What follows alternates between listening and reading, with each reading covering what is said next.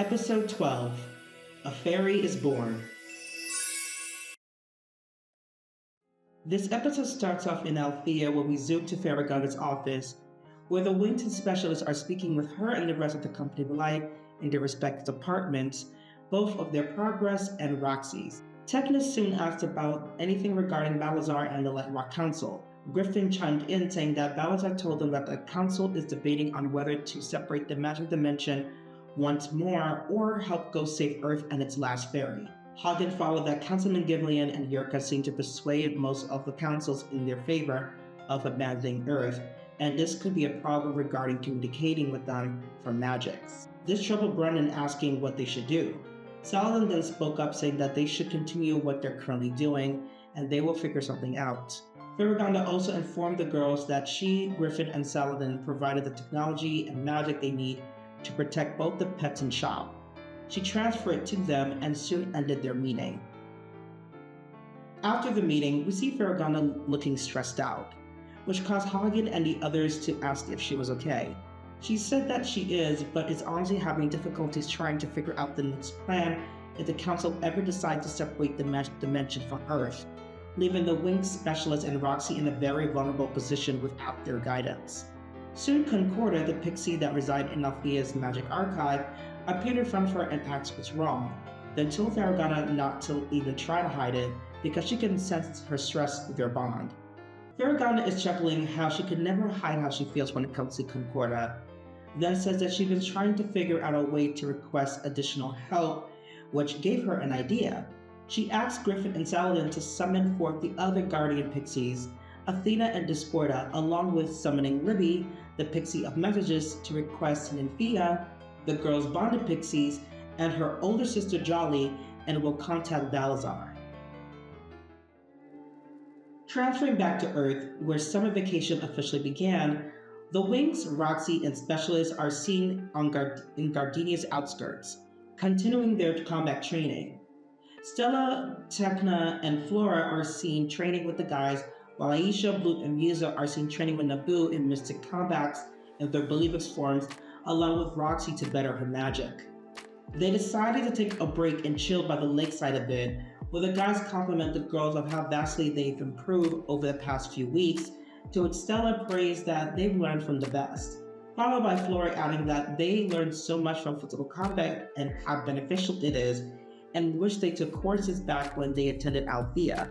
Musa also agreed but states how the power of Believix feels so difficult to control, which made the girls sigh the sad reality a bit. But she also added that they'll eventually get better as time progresses. Techna says that she understands that the probability may feel small, it is paying off, especially with their production at their shop.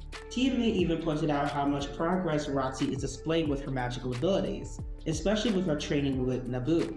Roxy thanked him, but she expressed that she still isn't that great with her spells, only for Flora to comment that she's still growing to becoming the fairy of animals, and soon she'll be able to spread wings in no time. Roxy says she isn't really looking forward to that because she hates flying.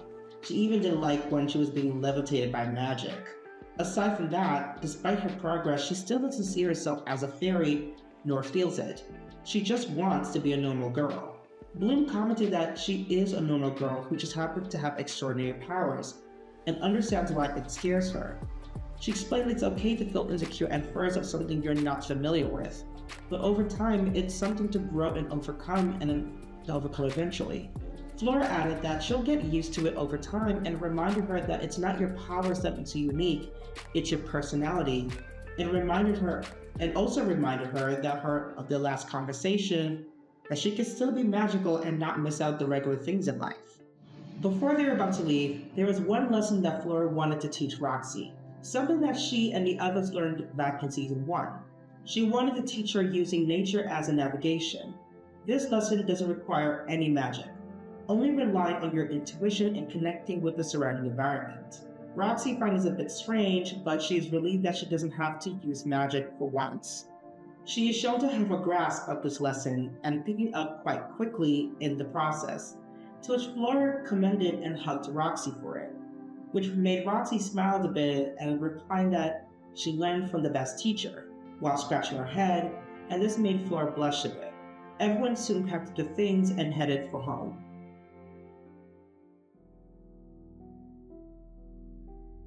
Back at Althea, we see the main six Pixies alongside Libby, Jolly, and the Guardian Pixies, all assembled with the Company of Light, and Balazar using his telepathy in the astral plane to communicate. Balazar asks what's going on here and why are the Pixies involved. Farragonda told him that ever since he told her the possibility of the Council separating the Master Dimension again, she knew they needed some way to help the girls and boys with their guidance that the Council wouldn't suspect, and that's why she turned to the Pixies to help them with their roles and talents can provide more assistance for this mission. Concordia and Jolly can use their psychic and reading abilities of events that will possibly occur to further help prepare in the future. Nithea can travel to Graynor to locate Roxy's bud on the Tree of Fairies to keep track of its progress. Athena and Discordia, alongside Silent and Griffin, can investigate any information regarding the origins of the witch's powers to further understand it. Laquette and Toot ask why they were summoned, to which Farragon said that they can keep track of the Winx through the Pixies' bonds with them. Balazar says that this might work, and he will speak with them again soon, but must make this conversation brief, then return everyone to the material world. Each of the Pixies understood the roles of their assignments and began to prepare. Nymphia traveled to Graynor while the others went ahead of their respective roads. The next scene, we transition back to Gardenia, to the abandoned factory where we saw in episode 6, where the wizards are coming up with a plan to capture Roxy. Oberon is seen very frustrated that all of their attempts seem to fail because she's being protected by a magic that won't allow them to touch her, let alone drain her magic. Annabelle expressed that it's impossible and second-guessed if they should just give up, to which Oberon gave him a deadly glare as he said that, which caused him to be quiet. Dumont then had an idea. If they can't attack her, what if she willingly comes to them instead? Oberon, confused but intrigued, asked how that was going to be possible. He suggested that they'll use a hostage of something or someone she cares about most about everything else. He votes to use her dog, for she seems quite fond and protective of him. This started to give Oberon an idea and began to smirk. In Roxy's house, we see her getting ready for work at the Fruity Music Bar. It came down to get R2 to head out. But she noticed that R2 seemed different, as if he turned into a completely different person. He glared at Roxy with malice stares and began viciously barking at her and nearly bit her. Roxy is shocked because she'd never seen R2 like this before, but noticed that she's running late and decided to leave the house, confused as to what caused R2 to act so strangely and head to the bar. We zoom into the Fruity Music Bar where we see that it's a full house and all the employees are doing their daily routine. Roxy, however, while cleaning behind the counter, seemed off, to which Annabelle noticed and walked up to her asking if she was okay. Roxy responded that she was fine and explained what happened this morning with R2, which shocked Annabelle. She said that she never would have thought that R2 will ever be malice towards Roxy. Roxy then replied that neither does she, but she felt that there's something else going on. Sky and Brenda came in to begin their shift and noticed Roxy and Annabelle and went to say hi, only for Sky to notice that Roxy looked bothered and asked if she was alright, to which she responded that she is and explained about the situation, to which Sky responded that it's probably nothing to worry about, that R2 is just having a bad day. Brandon commented about a time when one of Sky's dogs had a bad day, but Sky wouldn't leave them alone and nearly bit him in the butt. Both laughed, which annoyed Sky a little bit, but admits he learned his lesson that day. He said that R2 needs some space. We oversee the next scene at 11 Pet where the girls are slowly getting a bit more traffic in their shop. Bloom expressed how absolutely exhausted she is, and Techna added that at this rate, between running the shop, training, and fighting the wizards, they're going to collapse. She advised Bloom that they should take into consideration of hiring some extra hands around the shop. Bloom agrees to this as well. Techna added that doing so can help us with their missions while they can hire someone to operate the store when they're away. And after the store is closed, she'll get on making the job applications as soon as possible. Back at the fruity music bar, we saw Roxy cleaning before going on her break. Louise pointed out to her that R2 was walking around the bar, which confused her for how to get out the house. She tried to call to him, but he continued to growl and snarl at her and began running towards Roxy immediately followed him. We see Roxy chasing and calling out R2 throughout the streets of Gardenia until they both reach Gardenia Park, where R2 is seen running towards an abandoned boathouse near a lake, to which Roxy eventually catches up to. She felt unease with this boathouse eerie presence, but swallowed her fears and ventured inside the boat to find R2, only for her to realize that it was Dumont in disguise, and before she was about to use some magic, she was hit in the back, leaving her unconscious by Gantlos from behind with an object. Oberon congratulated Dumont, a good job for once, luring Roxy, and we see that they kidnap and entrance R2 in a deep sleep. Back in Love and Pet, as she's finishing up with her last customer, Stella began to feel unease as she sensed Roxy's light being surrounded by darkness. She immediately stopped and informed the other girls about what she felt. Music then calls Roxy's number, and we transition to the scene where we see Roxy woken up but bounded, struggling to break free, and Oberon reached to grab her phone and crushed it, telling Roxy that no one is going to save her this time, and laughs maniacally.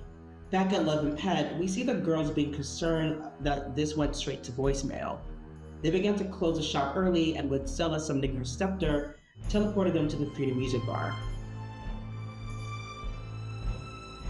The girls then run towards inside the bar where they met Annabelle, who is seen worried. She saw the girls and asked if they see Roxy, to which Aisha stated that they haven't and came to ask her because she wasn't answering her calls. Annabelle said the same thing happened to her. Annabelle further states how Roxy didn't come back from her break, which is unlike her. Klaus was worried because he couldn't get in touch with her and went out to find her. Blue asked her if anything happened to her earlier today, to which Annabelle confessed that it had something to do with R2, who began to be hostile towards Roxy. This confused the girls, for R2 has always loved and is very protective of Roxy, and expressed how odd it was, to which Annabelle agreed. Annabelle then caught Louise and asked her if she had seen Roxy. Louise told her that the last time she saw her when she told Roxy about how her mutt was acting strangely. Then he ran off and she followed him. Blue tells Annabelle that they'll go and find Roxy and asks if there's any place that she will more likely go. Annabelle gave them the places that she will usually go and began their search. Tigna called Timmy and the guys to inform them of what happened, and later met up with the girls and began their search. Back to the abandoned boathouse, where we see the wizards performing several times to absorb Roxy, but failed each time because of the magical light energy protecting her, which aggravates Oberon. And he stormed off, and we see Roxy sitting there crying, feeling that no one will save her. She then hears the familiar voice again, this time inside her head, telling her that as long as the white magic is protecting her, she is safe, and tell her not to worry because the fairies will come and rescue her.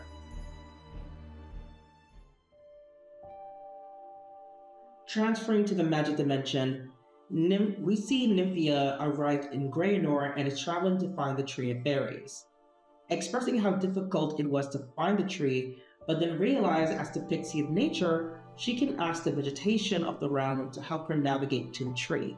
She eventually found the tree and saw the earth branch with Roxy's bud looking like it's about to bloom. Suddenly the ancestors of nature and Arcadia appeared before her, then Nymphia bowed to both.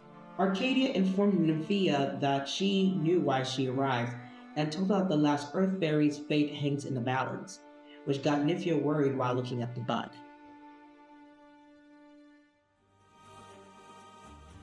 We flip back to the next scene, where the gang arrive at Gardenia Park, where Stella is using a Glamorous Zone spell to shield them from the humans. They then faced Oberon, Anakin, and Dumont, who were waiting for them, and began to battle. Back in the boathouse, Roxy is thinking of a way to escape and wake the real R2 up. She started to take deep breaths and focus her magic to dematerialize the ropes that's tying her up. When she did and succeeded, Gatlos turned around and attempted to stop her. Roxy then used her magic to stop to make the objects surrounding her to fly around to hit and knock Gatlos down a bit, then grabbed R2 and ran out.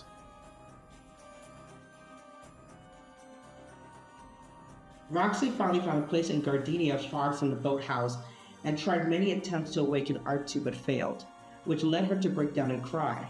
Gatlos flew down to comment, "What are you sobbing about? It's just a dog," which infuriated Roxy and began to attack him using a magical energy blast but had little effect to him. He began taunting her of how weak and incompetent she is for not saving her dog despite being the fairy of animals, and because of this, she isn't a real fairy. Roxy continued to cry, but she soon begins to stand up and confront Gatlos and tells him off, expressing that she isn't weak. She will save R2 and will do everything in her power to save him. Gatlo began to laugh but stopped himself as he saw that Roxy began glowing, and her magical energy growing stronger, which resulted in Roxy transforming for the very first time as the Fairy of Animals. Quick mention. Roxy's fairy form, as I mentioned in the last season, is going to be different and it will look something like the standard base fairy form, with small, less detailed wings. The Winx and other fairies in the magic dimension are shown to have in the past 3 seasons. Also, Roxy's first transformation sequence will be similar to Bloom's in the 3rd episode of season 1 because, I don't know, that looks very iconic, so I wanted to incorporate it here. Simultaneously, over at Graynor, the Ancestress, Arcadia, and Nymphia all witnessed Roxy's bud finally bloom into a flower with a flash of golden light emerging from it. Arcadia explained that the last Earth Fairy had finally transformed and told Nymphia to quickly report this to the Company of Light, then summon a portal for her to return to Magix. Jumping back into Gardenia Park, the Winx and Specialists were turning the tide by beating the Wizards. Bloom is shown to about to deliver the final blow but stopped. The Winx, Naboo, and the Wizards noticed that Roxy's magical energy shifted and felt stronger than before. Sensing that something immediately went wrong, Ogron ordered Anakin and Dumont to fall back and to meet with Gatlos, to which the Winx and Specialists followed immediately. Back in the park, we see Roxy and Gatlos preparing for battle. Despite her transformation, she knew she was still no match against him, so she used her magic to summon all the animals and attack Gatlos as a distraction to grab R2 and run away throughout the park. She eventually found an area, but still needed to find a safe place for R2. She began to think about what Flora taught her about using nature to help her navigate to unknown environments. This eventually did work when she attempted to connect with nature, but Gatlos reappeared in front of her. Roxy tried to use her new sets of wings to fly, but struggled with them, ending with Gatlos hitting her with an energy blast. Roxy managed to bounce back on her feet and used her magical energy blast to distract Gatlos, then sucker punched him and kicked him to the ground. She then quickly ran towards R2, begging him to wake up, and began to cry, thinking he was dead. Ogron, Dumont, and Anakin arrived and reunited with Gatlos, only for them to be shocked that Roxy has transformed so soon. This angered Ogron, to which Gatlos tried to apologize, but Ogron cut him off, saying that he knew, and said that the situation got out of hand and beyond his control. But now it's a perfect time to make up for it. The Winx and Specialists arrived to protect Roxy, only for them to stop and realize that Roxy finally transformed and congratulated her, but also noted that R2 wasn't waking up. Ogron then yelled towards them that they'll do whatever it takes to get their hands on Roxy and absorb her magic. The scene ends with the Wizards versus the Winx and Specialists about to begin another battle, while Roxy is crying over her best friend's body.